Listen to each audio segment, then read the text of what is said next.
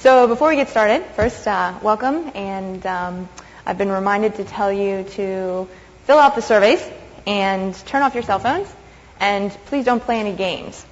Wouldn't want that at a game developers conference. So I don't think I've ever actually been on or been part of a panel with such a heated title. So just the title alone has struck up some really interesting conversations and sort of interesting debates online just heading into this. So pretty excited. This should be a pretty interesting panel to talk about. So first let me introduce myself real quick, and then we're just going to dive right in. I'm going to ask the first question and have you guys introduce yourselves as we get started.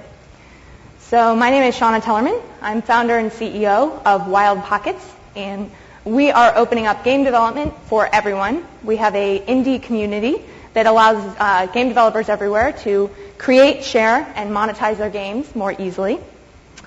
And so I guess just to get started, I wanted to first thank the IGDA Women in Games for putting this on. This is a fantastic opportunity. And let's start with hardcore. So just the title hardcore, this has been the thing that surprised me the most. I would tell people the title and they'd immediately have some kind of visceral gut reaction like, no, women aren't hardcore, and yes, they are. And, I'm sure all of you have opinions as well. So I thought it'd be interesting just to kind of go down the aisle here and let each of you introduce yourselves and also give your definition, and I wanted to break it into two different things. One is hardcore gamer, and the other one is a hardcore game. I think it's important that we distinguish the two. So I'd like you to take a quick moment to sort of give your brief interpretation or experience with the definition of each of those terms. So Wanda, you want to get started? Hi, I'm Wanda Maloney, and I'm founder of M2 Research. We do market research and analysis on the games industry. A lot of what we do is look at different demographics and try to segment the market between like kids games and female games, and look at how games are structured for different kinds of demographics. And hardcore is it has meant something for so long, and I think there are so many women now that play lots of different kinds of games, and I think hardcore is, for the big industry, has really come to mean someone that has a real enthusiast aspect to what they're playing. So it's not just something that's on high-end graphics. It could be something that you play over and over again multiple times a day, and you build collections of things. You have a real specific passion for that particular game, and you are more of an enthusiast than hardcore. And I think that defines the gamer and the game as well. Great. That's pretty much it. I am Jessica Tams. I'm the Managing Director of the Casual Games Association. As that goes. So the Casual Games Association was founded in the fall of 2005 by members of the casual gaming industry, people who specifically thought that women actually play games. Amazing. And I know we all take it for granted now, but when we started, it was not really obvious to most people that women did actually play games, and it took a lot of research and PR and pushing to get people to realize that women are actually playing games. So with our definition of hardcore and casual, we break it up, as Shauna was saying, we break it up actually into the game and the consumer, because you do have people who would exhibit what we call enthusiast gameplay behavior when playing a casual game. So with our terms, we have casual being a gameplay type. It's a method of playing. It's the approach that the player takes. It's very easy to get into. It's easy to learn. It's hard to master. So that's our definition of casual, and then hardcore, of course, being harder to get into, more adult themes. I often try to compare it to the movie industry, where you have casual being Sex and the City, and hardcore being Reservoir Dogs. It kind of helps people make that distinction. And then it's important to realize that just because you have somebody playing a hardcore game, it does not mean that they are a hardcore player. We use the term enthusiast to mean somebody who plays games frequently and often and regularly. So somebody playing Farmville could be an enthusiast player playing a very casual game, such as Farmville. But you could also have somebody who's a more a non-enthusiast player playing something like Gears of War. And so the distinction really comes between the game and also the game playing type. I am Morgan Romine. I'm the team captain of the Frag Dolls, sponsored by Ubisoft. We are an all-female professional gaming team.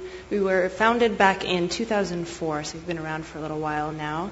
And we were originally put together and prompted by the preconceived notion that hardcore gamer meant guy gamer, dude gamer primarily. Usually ones who are playing first-person shooters, I think, was kind of the dominant trend, but certainly games, MMO games also, I think, qualify under that traditional title of hardcore. And we brought the Frag Dolls together as a way to break down that stereotype that you can be a hardcore gamer and be a female gamer, and there's not some sort of inherent gender bias in that title. I mean, there's certainly other problems with the term hardcore as it is. And Jessica and Wanda, I think, have already mentioned that. I think all of us will agree that, and probably all of you guys will also agree, that you can be a hardcore gamer playing Animal Crossing or a hardcore gamer playing Farmville. I have a friend who for the last 3 months, I think, has spent probably 10 hours of her day every day playing Farmville, which, you know, we tend to refer to those games as casual games, but certainly the type of involvement is far from casual. And on the other side, you can also play Call of Duty for an hour every night, just play a few matches, and I would say that that's much more casual in terms of involvement. As far as our sort of agenda, though, breaking down that gender association and defying the idea that by referring to the hardcore, you're automatically referring to a 18 to 34-year-old male audience. That's what we've been working on breaking down, and we've been seeing some movement, I think, in that assumption, and that's part of the reason why I think this panel exists right now. Hi, I'm Amy Jo Kim. I'm the CEO of Shufflebrain, and I'm a game designer. I've worked on titles including Ultima Online, The Sims, Rock Band, Photograb on Facebook. I'm currently working in the brain game space mostly. And I think that thinking about casual and enthusiast is really useful. I'm very much about utility and pragmatism in these terms. So what I've been excited to see in the time that I've been designing games in the last decade or so is a lot more women coming in. And in particular, I think it's because of trends like games being more accessible, easy to learn, easy to play for a few minutes and have fun. Free to play has had a huge impact on games that are available to a mass market. And I think that for me, as a designer who's also done a lot of player testing and run users tests and observed a lot of players, interviewed a lot of players, the trends that I've seen are that women love games. Women love to play games. You know, not all women, but certainly lots of women and girls just love that. They tend to not spend as much money as guys. You know, I've run a number of focus groups for mobile, where what we heard was, oh yeah, I play the games, but I don't buy games. And I've heard that echoed. Women have often a different psychology. Again, not all women, but many women have a different psychology than guys do that I think helps fuel this tension between hardcore and female. People like Morgan notwithstanding, in that women often feel really guilty when they're playing a lot. Like, you don't see a lot of moms come home, kick off their shoes, and play Call of Duty for 3 hours.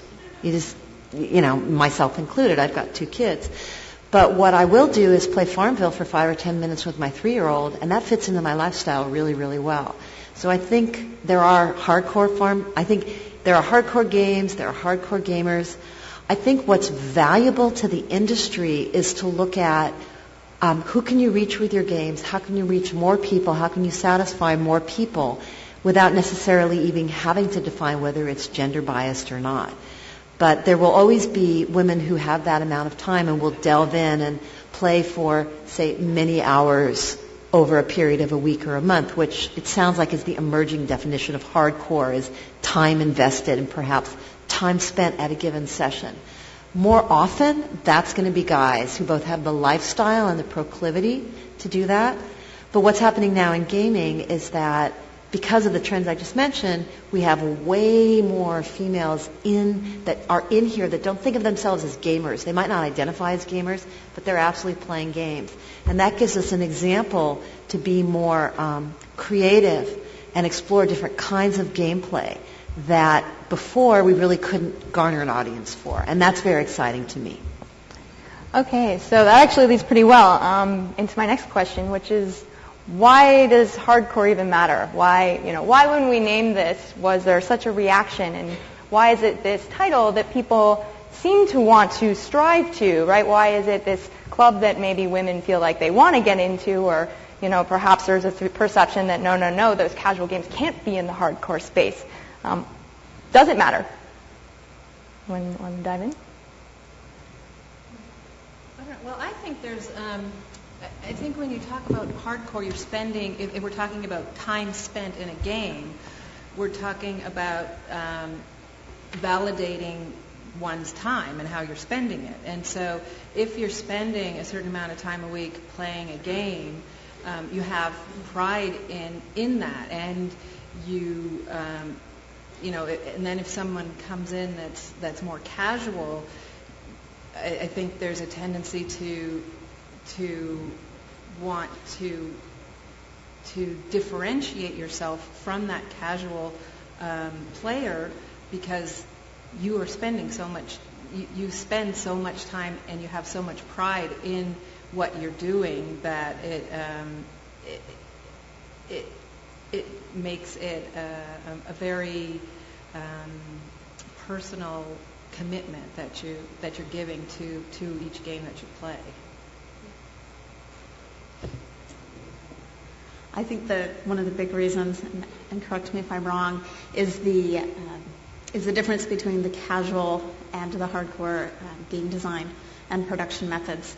I spent 5 years in the hardcore gaming industry and then 5 years over in the casual gaming industry. In the hardcore industry, we made things that blew up and there was lots of blood and killing and swords, and in the casual side, it's really not like that.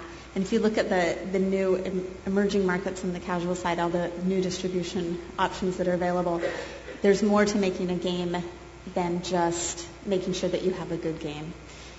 Game developers are actually having to put in a large portion of the marketing through virality and getting the word out about their game. You can't just rely on your publisher spending a couple $1 million to make sure that you get the end cap.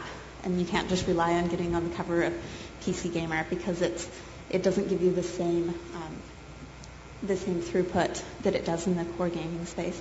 And so when you're making the transition between the two, or when you're comparing the two, I think it's important to look at how creating a casual game is actually very different than creating a core game. And it's something that I dealt with when I was coming over from more the hardcore gaming space over into creating casual games, that when you look at the distribution method of a hardcore game, it's all about, you get marketing, you meet with the press, you get your end caps, you get your magazine covers, and you have to make sure the game's good, of course.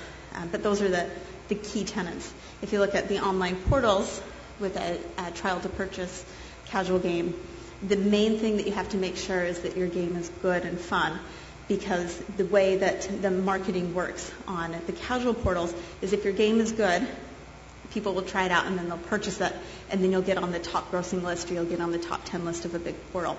And so making a game that's fun is actually more important than getting good marketing.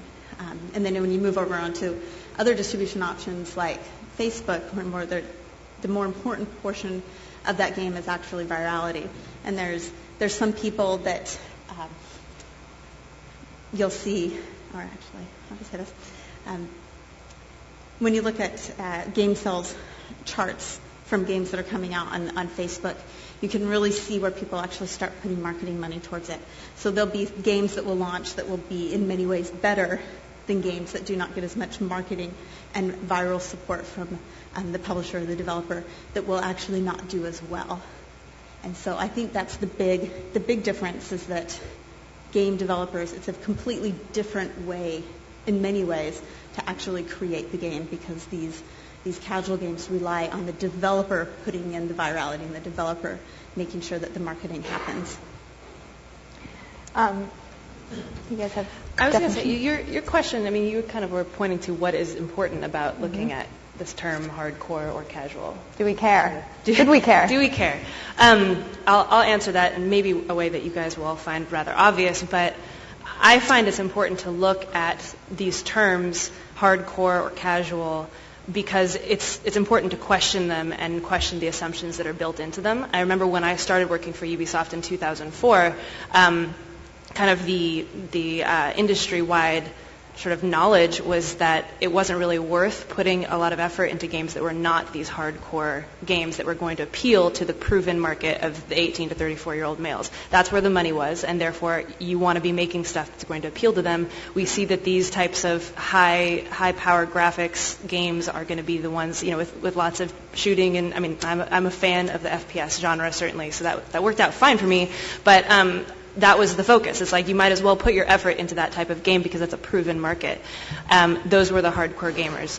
It was distressing for me as somebody who loved hardcore games, loved first-person shooters, and loved my MMOs that I wasn't considered a demographic that was worth marketing to. That was frustrating to me, and that was part of the reason why the Frag Dolls came to be. And it's a nice thing now that it's being questioned.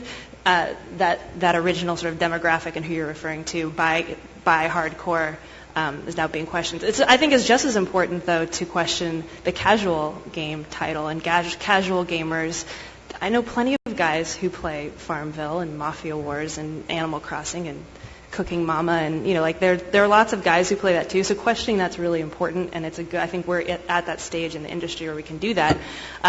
And with that questioning comes a diversity in the games that are being made, which is great for everybody. You have more people like those. I think that a lot of the women who maybe only have 5 or 10 minutes to play a game at a time will have a much greater diversity in the options that they have. Lots and lots and lots of different types of games that you can now play, and I think in the future we'll be able to see them playing, as opposed to just Tetris. Like, my mom used to play Tetris. She loves Tetris, but that was kind of the thing that she could fit into her schedule. And I would come home from school and she would have beaten my score, and then I would beat her score, and we had like this ongoing thing. But she'd only spend 10 minutes at a time, 15 minutes at a time. But now you have all sorts of things out there, and that's growing, and that diversity is something that we all really benefit from. And it's these types of conversations that are, mostly happening in people's offices that if you market, as we're making more diverse games, we can market to more diverse audiences, and we're not having this sort of division between casual and hardcore and what that means.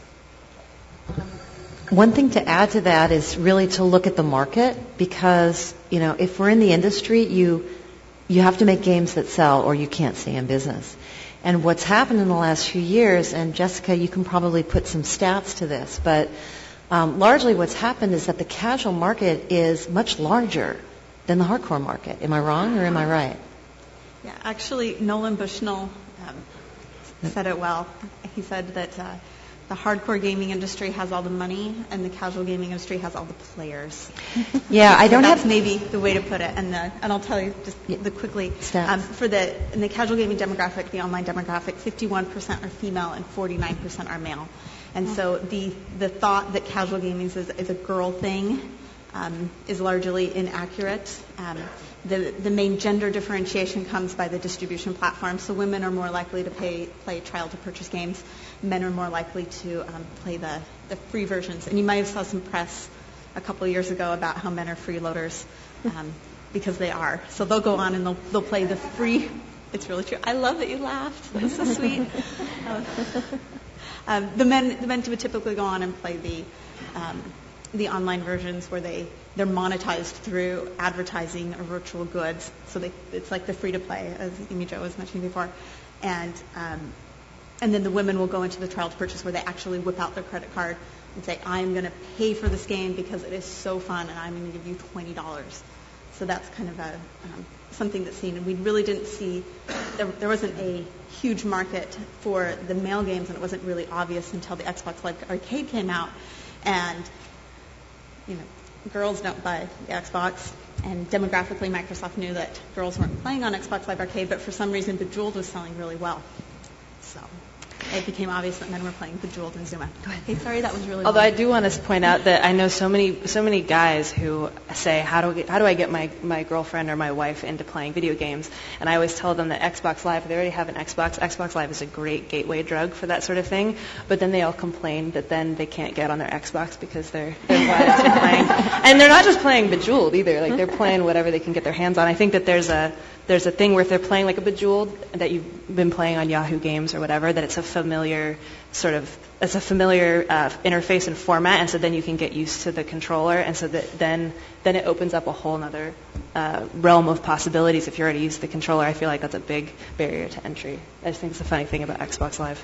So we're starting to touch a little bit on the design, which is actually the next question I have here. But I thought maybe just one quick kind of set the stage. I thought it'd be helpful. Wanda actually gave us a couple of the stats. She just actually released a brief, which I would recommend everybody take a look at, that talks a bit about what's going on, specifically around women and women players in this space. And maybe you can just set the stage quickly with a few stats around how many women right now are playing games in what spaces, and a couple of highlights from that.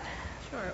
Well, I know Nintendo in November put out, they published some data estimating that on the consoles there are about 11 million, almost 12 million women that are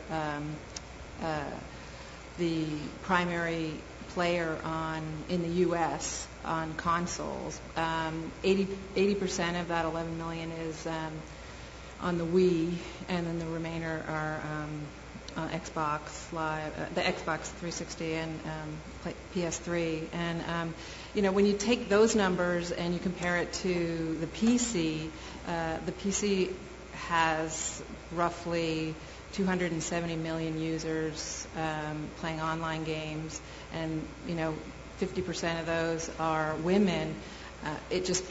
So that's basically 130 million women worldwide playing on a PC. It just puts things in perspective a little bit. I think women just have that accessibility to a PC and online gaming, and it's something that they're very familiar with already. And so when you look at online games and casual games and virtual goods and microtransactions, I think these are things that women will pay for. They'll pay for smaller bits of entertainment, and I'm trying to think what else. Well, that's great. I think that's a pretty important stat. We've got a much smaller number of women on the console and a much wider audience obviously on the PC, and I think that really sets the stage. We've seen tremendous growth in a lot of this kind of social casual space, and I think one of the interesting things kind of to ask that I'm interested in hearing your perspectives on is what's the difference in designing for this more primarily female audience? It's been said before that women play to socialize and men play to win. So I'm wondering, is that something you guys agree with? Is there other design principles that you think about if you are designing to engage a female audience? I don't know, Amy Jo, maybe this is a good one for you to start with. Sure. That's a generalization. It holds true some, definitely not all the way through. Plenty of women are super competitive. They might express it differently.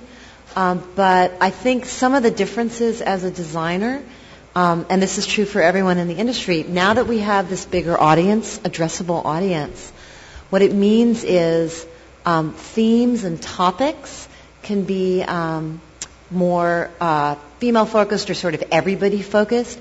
So speaking personally, I hate violence in games. I'm actually really good at shooters because I have good hand-eye coordination. But I hate seeing blood. I'm typical. I'm much more of a casual gamer, I should say, even though I've designed MMOs. I hate all that stuff. I don't want my kids to see it. I don't want to see it with my kids. I just don't like it. It doesn't relax me after a long day. And I think that that's probably true of not everyone, absolutely not everyone, but certainly a lot of women. Again, having done a lot of focus groups and talked to people. And so one of the things that we're seeing now is themes. Farming. Part of Farmville, first of all, it's basically a copy, but it's also a brilliant game in its own right. They've evolved it a lot. And part of what it is a theme and a setting. It's about, if you actually analyze the gameplay and you analyze the viral dynamics, what you'll see are that the key dynamics are not leaderboards, competing, I'm better than you, trash talking, taunting, challenging, which are all of the dynamics, the social dynamics around competing. They're great. You can see those in games that lots of women play, like Brain Buddies or Bejeweled Blitz. Mm-hmm. You also will see some of that competition dynamics. And then you have Farmville, 83 million monthly actives and growing.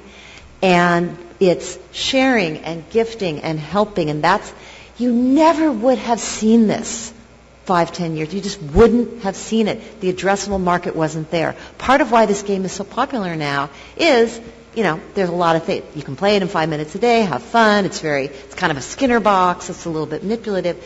But there's this theme and there's this style that is very comfortable for women. We as women, many of us, not all of us, are very used to sharing and helping. And sure, I'll water your crops and I'll fertilize your field and, I'll do this and, hey, I get rewarded by the game and, hey, you can give this gift to your friends. And there's all this stuff that's now become part of the language of successful game design that was true? Just not viable. Is it true, though, that also MMOs perhaps earlier had taken a lot of these design principles and perhaps the audiences that they were addressing were not primarily female, but had used a lot of these design principles? I know, Morgan, as we were talking about some of the more hardcore games and things that actually interested you, there's some similarities between these two different types of games. Well, I was going to say, I'm not a designer, so I can't say how to design games, but I can say what got me into playing what we would call hardcore games, or playing with that sort of intensity and that relationship, playing all the time.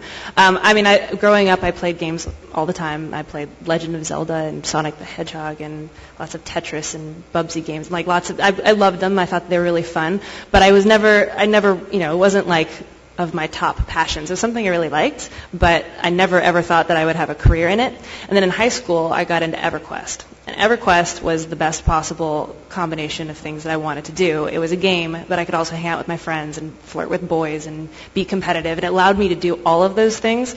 And I'm a very, very competitive girl, by the way. So I would say that I'm hanging out with a lot of girls. With the Frag Dolls, I get to meet all of the other professional gamer girls. So I think I'm slightly biased, at least in my test population here, because they're very, very competitive, and that's kind of the thing that they like the most. But I would say that MMOs are some of the best at providing all range of things to do. And I have seen first of all, I know so many women who play MMOs, and I wish I knew the numbers of what the population split would be for World of Warcraft, for example. I know that the number of women that play and the female percentage is huge. About 40%. Yeah, 40%. I mean, that's often understated, but I think that's kind of a huge thing.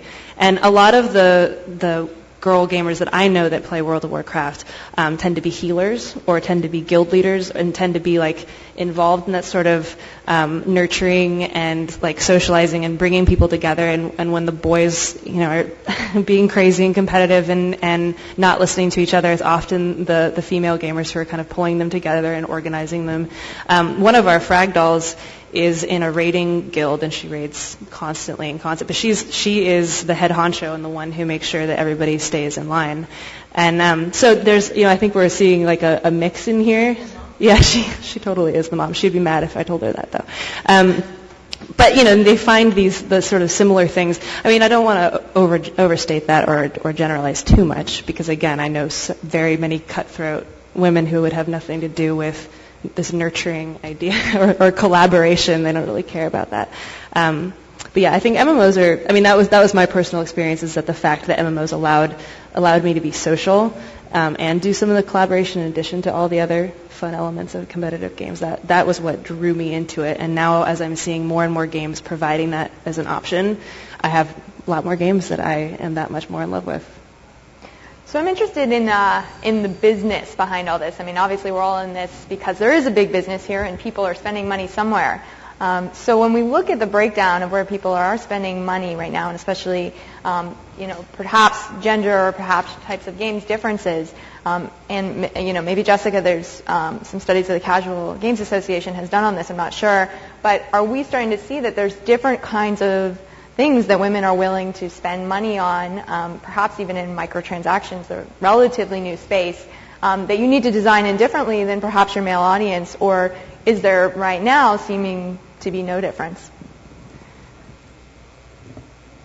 So this is going to sound horrible, but one thing to keep in mind as a representative of the casual games industry is that the casual gaming space is actually a lot smaller than the hardcore gaming space. And so whenever people ask, how much money can you make doing this casual game or doing that casual game, it's something to keep in mind, that a lot of money is being made on the hardcore gaming side. So I just wanted to say that first.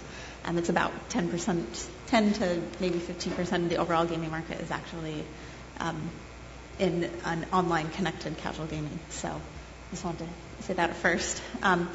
So as far as the monetization methods that appeal to women, we do see a diversification in the type of money and the ways that women spend online. For a lot of guys, they don't feel like it's okay to spend money on casual games. So you very rarely actually see a guy going out and buying a copy of, say, Bejeweled. It's not something that they do.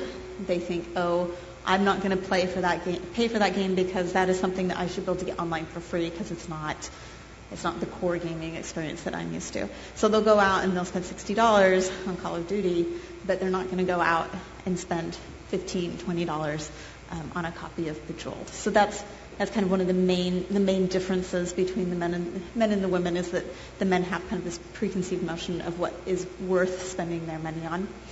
So in order to reach the men in the casual space, it's important to do things where you can monetize them passively, such as advertising, or use their, often, not to stereotype, but their competitive nature with microtransactions, for example, or virtual goods, or doing upsells with them. Women also respond to it just as well as men, but women offer actually another revenue stream with actually purchasing the games. So if the casual side is the perhaps smaller market, are we also seeing opportunities then in the hardcore traditional market to monetize off of a female demographic? Anybody got thoughts on that?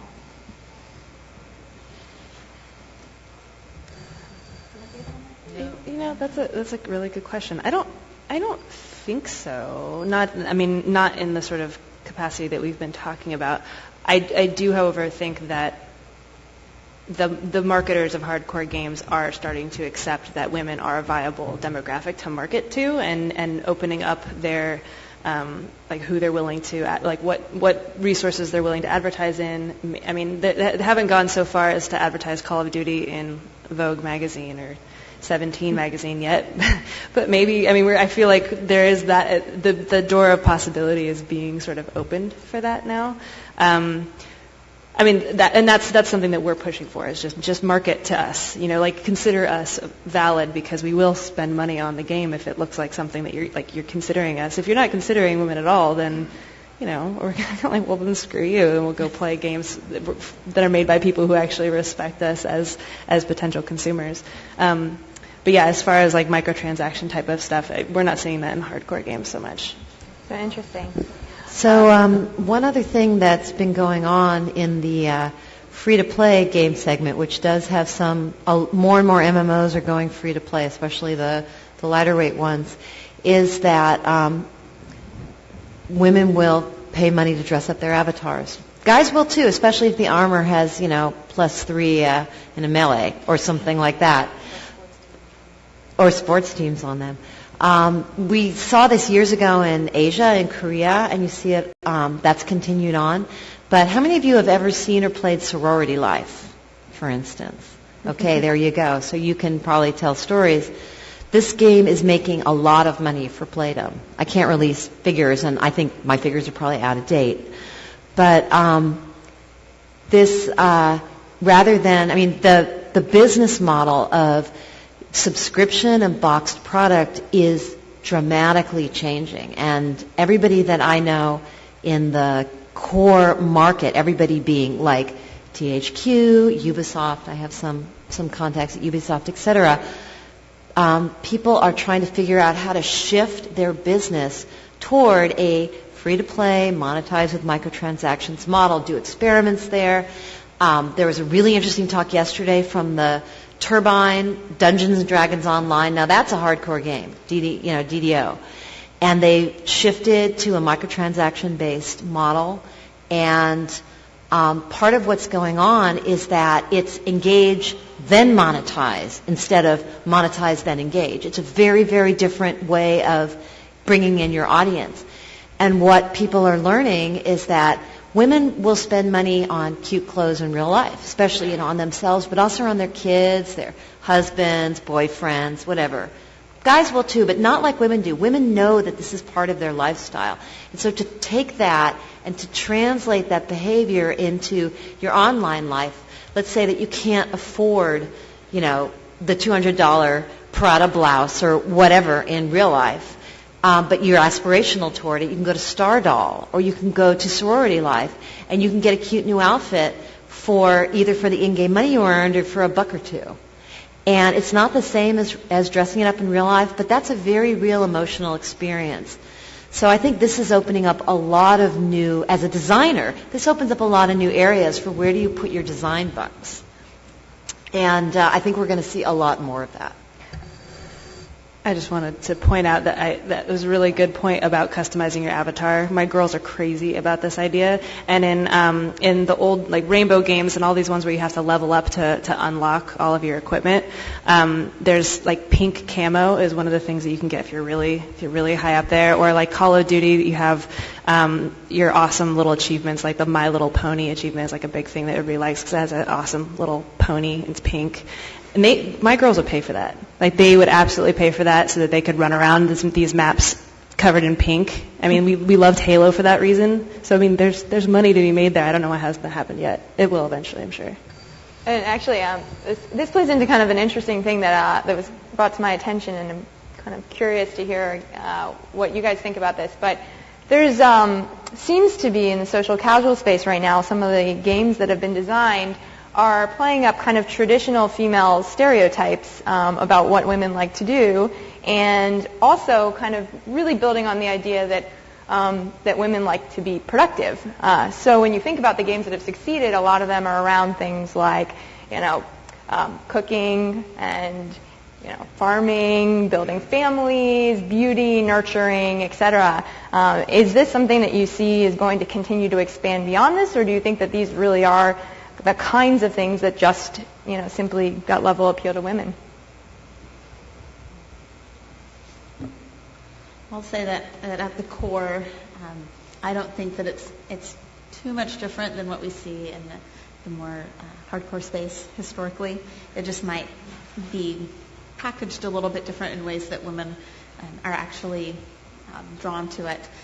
But if you look at the new games that are coming out on Facebook, they're actually city building games, so like SimCity-like looking things. Also out on the iPhone, there's a lot of new city building and very social viral elements that are coming out there. And you think about what are the corollaries over on the hardcore gaming space, and Farmville is like an RPG. So if you look and you change the art on Farmville, then and you'd have to maybe make a couple tweaks, but you could turn that into StarCraft, I think. It's the same thing, right? You have your little guys working, and you're mining, and you're getting gold, and you're not attacking other people, you're gifting other people. But other than that, it's pretty similar. So I think that the core basic gameplay elements, it's an RPG, really. It's an MMO, or it's an RTS. Like at the base core of these games, it's the same. It's pretty much it's the same type of gameplay. It's just packaged a little bit differently so that women aren't disgusted by it. I think that genres like music games, Rock Band, Guitar Hero, have really opened up new styles of play because everybody wants to be a rock star, and that's every bit as accessible to females as males. And that's not cooking and dressing up, although there is a nice dress-up aspect to Rock Band for sure.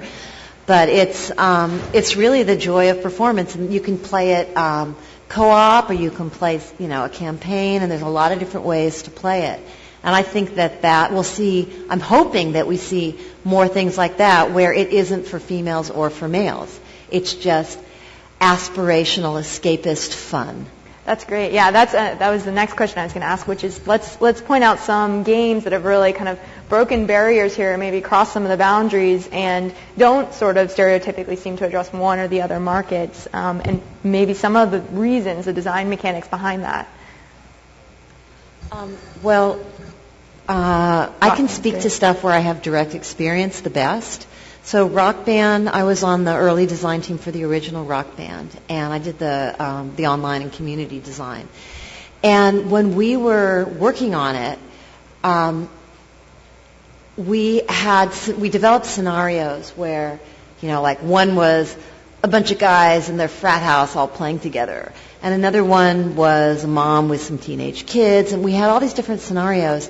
And honestly, gender just wasn't a very big issue there, which everybody assumed men and women would both play. Everybody assumed that there would be groups of people that knew each other that would play together, and that would be the primary mode. And we developed a bunch of ideas around that, but it was the whole company just assumed gender wasn't an issue, and so the game came out that way. Now, a really surprising and interesting example was The Sims. I didn't design the game itself. What I did was I was on the team that did the website that was a companion to the game. And what happened was that became a huge part of the gameplay. And the reason was that at the last minute, this was like during beta testing, really it was a last minute feature. We put a feature in where you could take snapshots of key gameplay moments, and it would even take automatic snapshots of really high emotion moments in your gameplay and put them on your hard drive. This is a PC-based single player game. And so, it was like time to do the website. It's like, okay, well, what are we going to do? And what we ended up doing was creating a system where you could take a bunch of those snapshots, put captions on them, and string together a story and then share it with the world. And people could rate your story, read it, to say if they liked it. This opened up a whole level of gameplay. You might call that metagaming. To me, that's part of the gameplay. A lot of the gameplay expanded and took place on the web. And, it was hugely popular with both men and women. And it was gender-free. Everybody has a story to tell. And some people really need to tell their stories. So to me, that was a big lesson in game design and gender and, trying to find, and that's really been my approach, not so much designing games for girls, but designing experiences that really transcend gender, that are human, that are aspirational, escapist, but that will appeal to a really wide variety of people. I think that's what casual gaming is supposed to be all about, 8 to 80, right? That's supposed to be the appeal of a great casual game. So I think that's a real opportunity. And those of you who are designers in the audience, I would really encourage you. It's great to design a game for girls. I mean, fabulous. Or a shooter, fabulous. But I think that a huge opportunity is in games that really transcend gender. And I think both Rock Band and The Sims were able to achieve that. Any others that you guys want to mention? I think Nintendo, people might disagree with me, but I think Nintendo has done a pretty good job of doing that with the Wii. And I'm sure there are lots of reasons for that, although I think of art, the art style as one way that, if you're not doing super detailed graphic, it seems more accessible to everybody and doesn't cut out people. So Nintendo seems more accessible. I was just going through my head, my library. I thought that Portal was awesome, but then it occurred to me that you only get Portal as part of Orange Box and part of the sort of Half-Life thing, so that certainly tends to be skewed more towards the traditional male audience, which is too bad because Portal is is really awesome. But I mean, puzzle games too. Puzzle games in general, like you don't have so much of an association with it. It's about the puzzle, not as much about the content and the story. So I think to wrap up before we do questions, I'd love to hear like 1 to 2 minute, very brief, like imagine 3 years out. Where do you see things going? And this, especially thinking about kind of the divide that does or does not exist today in female and male audiences. What is it that your mind kind of sees or hopes for moving forward? And we can just go down the line here. Okay, I'll start. Well, I think the gaming industry is really no different than any other entertainment industry. I mean, if you look at the film industry, you've got these tentpole films, and they're the films that a mass audience can relate to. We're talking about Dark Knight and Avatar. I mean, those don't have a gender associated to them. I mean, they're films that everybody enjoys. And in the music industry, it's the same thing. You don't target really a particular gender for music. And I think the same thing has to happen in games. And when we get to that point, I think the whole industry will benefit from that. So I'm still really excited about the mass market games and having games that reach all consumers, whether they're male or female, old or young. And it's something that I've been, I guess, behind for a long time, given that we started the association in 2005, back when the casual gaming industry was something that people used to make fun of. And people used to ask me, can you really make money off of those games? Which then morphed into, how do I make money off of those games? Yes, I know, you guys are all thinking that right now. How do I make Farmville, right? But what I've seen in the last 5 years, specifically in the casual gaming industry, is that it is an emerging market. There's still so many more ways that we can learn how to make money off of these consumers. There's, as Nolan said, lots of consumers out there that want to play games, but there's really not an opportunity for them to play. And if you look at what women were playing in the 90s and the 80s, they were playing the Atari back in the olden days, I'll say, with their families. They were playing Pong. But then there was a period where the industry was not monetizing female gamers. And the only people that were really getting those female gamers was Microsoft with Solitaire. And I don't know if it sold copies of Windows, but I know that the majority of the women playing games were playing Solitaire.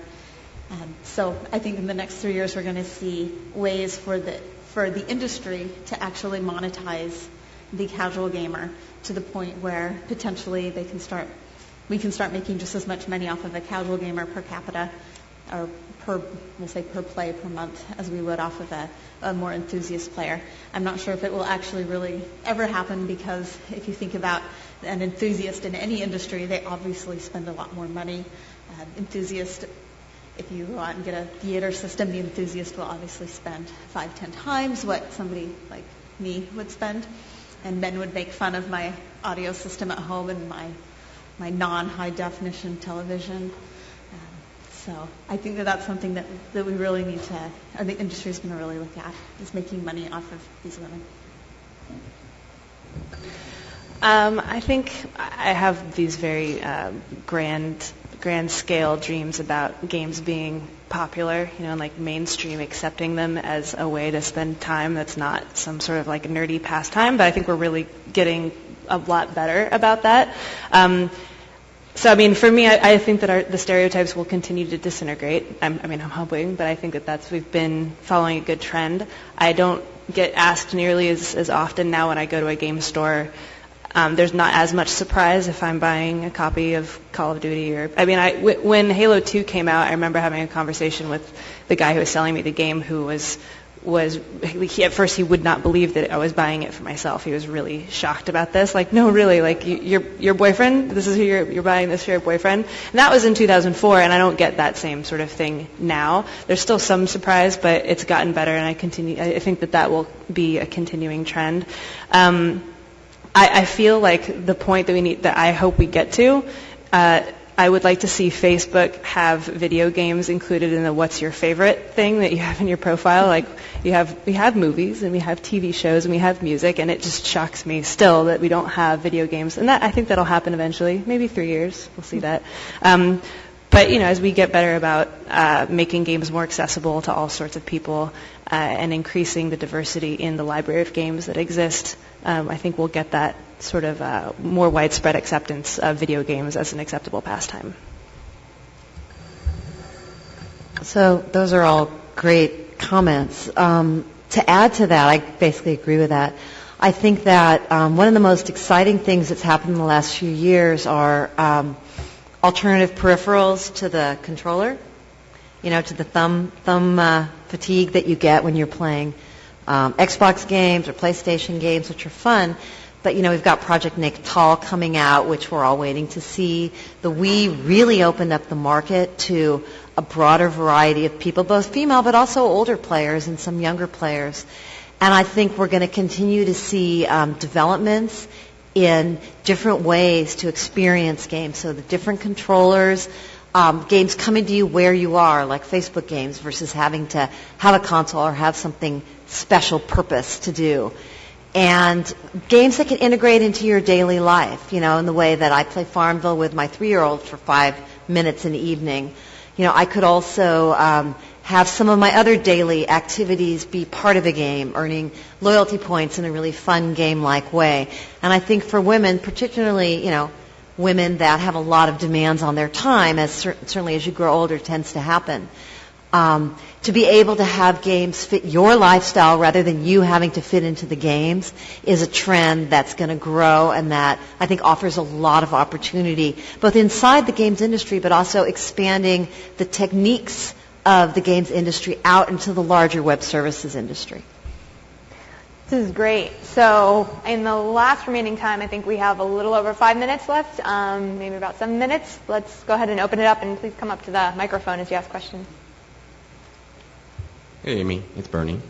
I have a question for all of you. What's something you said actually really resonated with me about time investment? You worked on UO, I worked on EQ, and one of the reasons I don't play MMOs anymore is family and work. I'd rather hang out with my kid. Right. I mean, Yeah, right. And I haven't missed the old days of the checkbox feature of hundreds of hours of gameplay on my box because I don't have hundreds of hours. But from a design perspective, I'm curious if we're chunking down casual gameplay time to 10, 15, 20 minutes at a time. Is that a limiter on design complexity? Because I still want to make interesting games. But if we only have 5, 10, 20 minutes of time, are we sort of limiting the amount of richness that we can build in? I don't think so. I think we just have to be clever. I don't know if you've ever seen like Adam Nash's blog. He's run all these spreadsheets on Farmville game economics. That's a deep game. You can play Farmville depends what you call deep, but I think that it's a game design challenge, and I think that you can make a game that people can have fun playing in 5 or 10 minute increments that you could also have fun playing if you want to play for 2 hours. It's not impossible. So I think it's a different style of gameplay, but I think it's just a challenge that, frankly, can be met and will be met. That's my personal take. Do you guys have opinions on that? I think that you should make the types of games that you enjoy making. And so if you enjoy making larger, more complex, more detailed-oriented games, then that's what you should do. And if the Facebook games don't appeal to you, for example, or the casual games don't appeal to you, that type of gameplay or that type of, or the audience, then I would say there's lots of money to be made making games that you would like making. And so there's no reason for you to be making something that isn't really appealing to your design or fulfilling you as a person. For me, I spent a lot of time in the hardcore gaming space, and it really wasn't for me, and that the casual gaming industry is, and it's, to each his own, pretty much. Hi, everybody. Thanks for the panel. It's great. One thing that I found interesting this week, it was Game Trailers went and posted video from God of War 3. I don't know if any of you saw this. It is the sex scene in the game. Just to be real brief, what it is it's off camera where Kratos is doing something. But there are two women with exposed breasts watching, and the better you do in the game, the more turned on these women get and eventually do things to each other. And I point that out as an extreme example of the kind of stuff that rises to the top in mainstream gaming, I think in a way more so than television or movies. This sort of very strange world of this is what guys want or expect. It's true. There's never any sex in movies, and there's no sex on No, TV. I don't, but... I have never seen it in my entire life. And I don't mean to say that there's not an issue with that in television or movies, but I think God of War 3 having that as the main thing that teenagers and men are getting, whereas... And men don't look at porn either. So. Right. I forgot that part. I just wonder what you think of the system that allows games like that to rise to the top, and whether there's really any hope for kind of just terrible material like that to The first thing that comes to mind is that, I know lots of game journalists, and a lot of them are the type of people who would really like that sort of thing. And my fiance is a game journalist, so I'm not going to lump him in with that because he also would find that rather appalling. But it's sort of representative of the people who are choosing to put that sort of content up. On one hand, that's just one of the first things that comes to mind. But yeah, otherwise, I think we talked about already in terms of money and the money that's being put behind these games. God of War 3 is a huge game in terms of the budget that's being put behind it, the marketing budget. So, they have a very specific demographic in mind, and they have put a lot of money behind it, and so therefore it's what's going to be getting the most attention. If we continue to prove that women have money and are willing to spend money and maybe are not so stoked about that type of thing, we'll start to see other things getting a lot of attention also, hopefully. Hi. I was just going to say, I don't think we need to censor our games, personally. There's R-rated movies out there. Think about the movies you go to with your friends or your spouse. A little sex scene isn't really... It's just about the balance, right? I think to his point that we see mostly that. Or there's a lot of attention given to that as opposed to, Katamari is a wonderful, wonderful, beautiful thing. And we don't see that type of thing get nearly as much attention. Part of that is the sizzle value, and that's, obviously that's a scandalous thing, and they're getting attention because it's scandalous. And that's to your point that we do see that a lot in TV and movies also. It's just that we haven't seen it before, so it's exciting news, and maybe in a while it won't be so exciting. When's the last time you saw a news story about a sex scene in a movie? Never, right? They have it on HBO, Showtime. Showtime's worse than HBO. It's just all over, and so it's something that it's getting a lot of press right now, but it's really not something that we don't see in other areas of entertainment. And it's not necessarily something that, maybe it's getting a lot of exposure now because the games press are enthusiast gamers and they're into that kind of thing. But it's just how it is. Well, people vote with their wallet, and so it's I'm never going to see that. Thank you for alerting me. I'm not going to be buying that game. Yeah, I think we have time for one more question here, probably, Hi. and then you're welcome to come up and talk with the panelists. Sorry, at the end. not quite as exciting, but we're visiting from Japan, and Japan's sort of a pioneer of sorts in that it's kind of hard to ask this question after talking about making things for universal audiences. But Japan is a market where women are actively marketed to because it seems to succeed there. And I was going to bring up about 3 examples of games that succeed there that you might see some promise in the Western market. One of the types of games that's succeeding is paid cell phone apps, especially where you grow pets and such, is very big with the female audience in Japan. Another is the kind of story-heavy RPG genre like Final Fantasy and such. And then there's another one. This is slightly, for a niche crowd, but they have dating simulations for women where you go out with these very pretty guys and such. Do you see any promise in any kind of genre, any of those genres? What do you think? For the West? See any promise? Well, pets are already a huge genre here. There's just looking at Facebook, Pet Society, and then NG Moko has a pets game that I believe shot to the top of the charts recently, and that's basically, Tamagotchi on steroids, right? Yes. Yeah. So Absolutely. See promise being fulfilled. It's a huge genre. There's a lot of copycats in that genre. Dating sims, I don't know. We're waiting. Maybe somebody will make it in here. What? Yeah, and in the not fall, really. World of Not really Warcraft that put big. out they were trying the virtual pets, and they put out a virtual pet, $10 for a virtual pet, and in 4 weeks they sold 200,000. So, that's a lot of money in a short period of time for one virtual pet, and I think we're going to see more of that. Great. Thank you very much. Well, let's thank our panelists. Fantastic. Thank you.